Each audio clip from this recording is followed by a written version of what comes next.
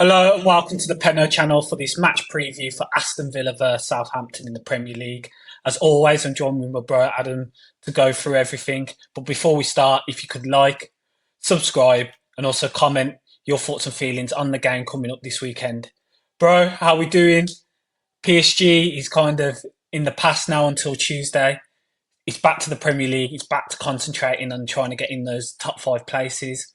Top five having been confirmed as being a Champions League spot through Arsenal beating Real Madrid midweek. So it means an additional Champions League place within the Premier League, so all to play for. Um, there's five teams really in a shootout for it: Forest, Newcastle, Man City, Chelsea, and Aston Villa. So yeah, it's a big weekend of football, bro. So how are you feeling about this one? Yeah, I love that the fact that we got another game just coming quickly now that we can just kind of get over the midweek result.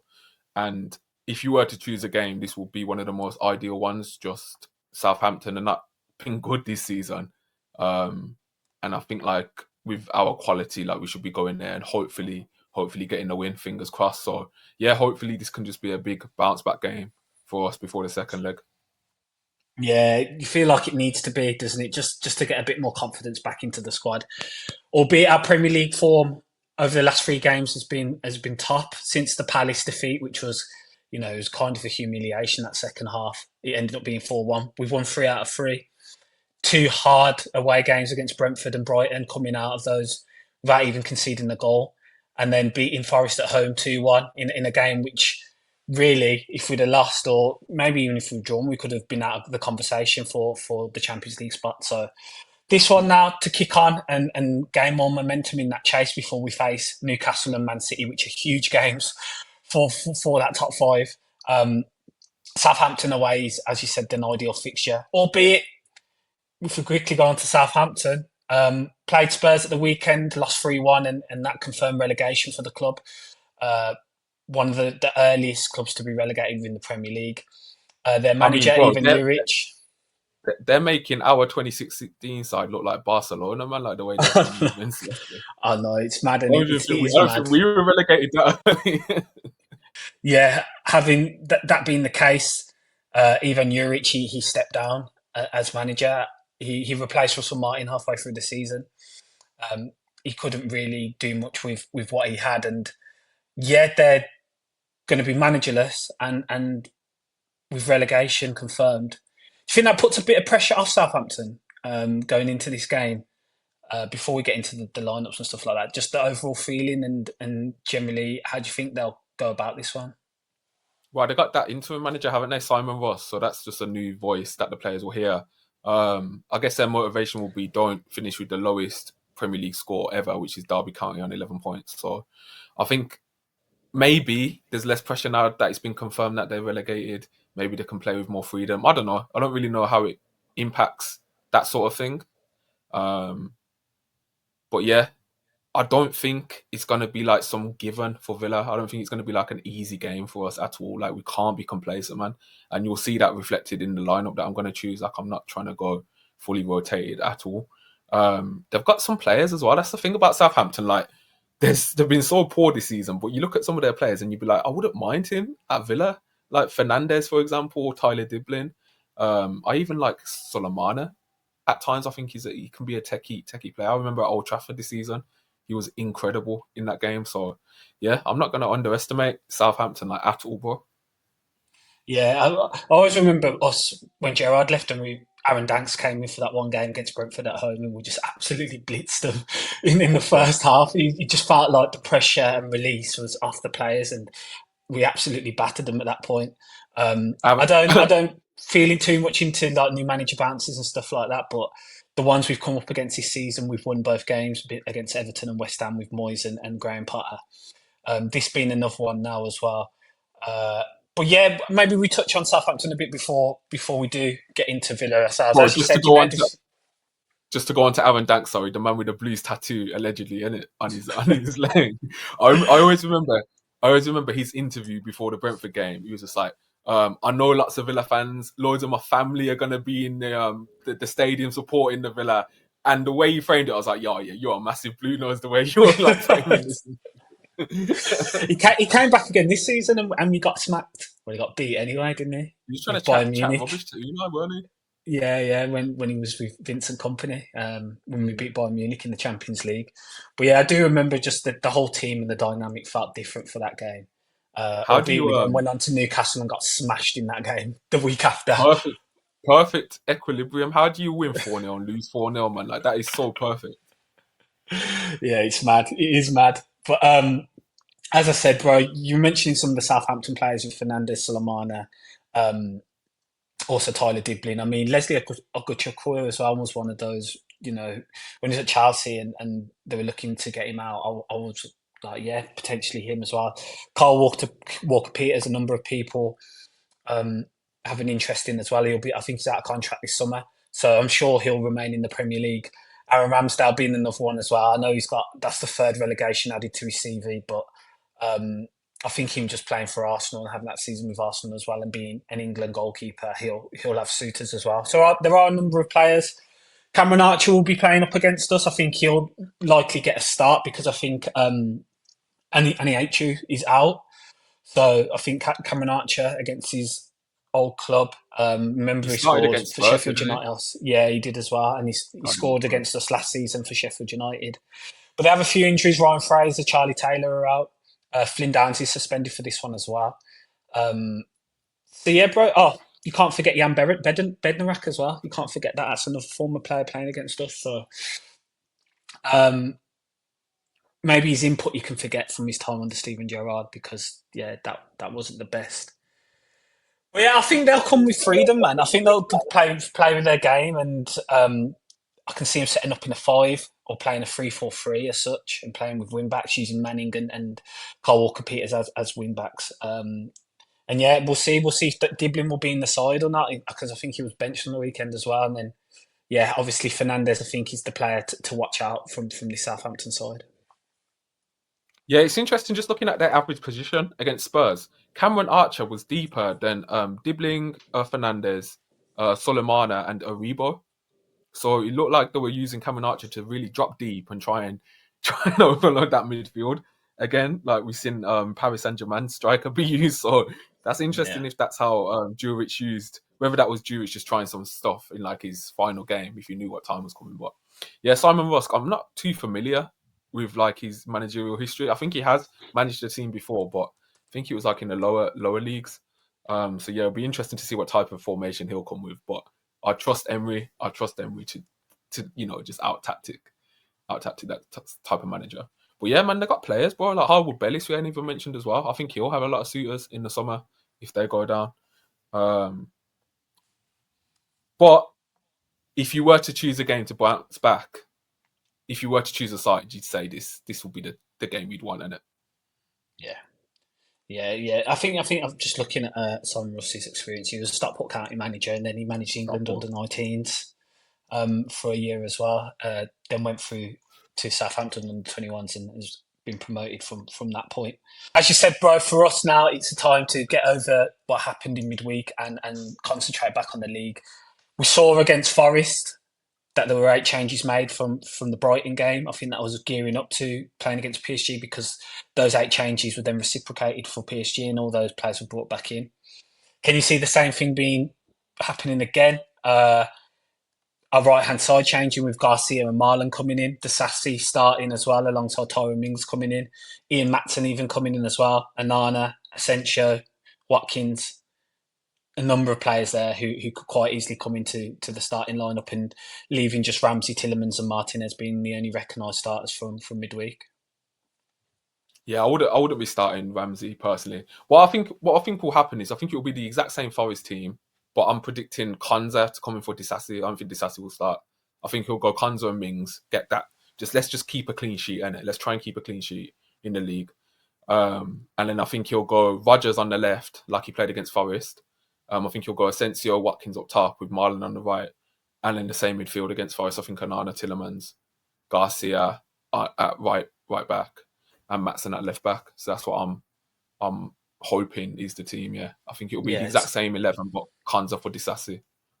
Sorry, yeah, I was thinking more of Rodgers getting a rest for this one and Ramsey starting because Yeah, Rodgers that's fair started against enough. Forest Maybe. And Yeah. Ramsey came on, didn't he? So I potentially just I with just the think lineup, yeah, I just think Emery loves Rodgers too much. Like I think it's at that point now where it's just like Rodgers just plays every minute. I think there must be like durability in his like numbers or stats that he shows that must just indicate that yeah, he's fine, he can play. Like he's not close to any type of zone where he's like on the edge of like, needing a rest almost. So yeah, I'd love for Rodgers to start and just, try and get some goals and then maybe get taken off early instead of the other way around, if that makes sense. yeah.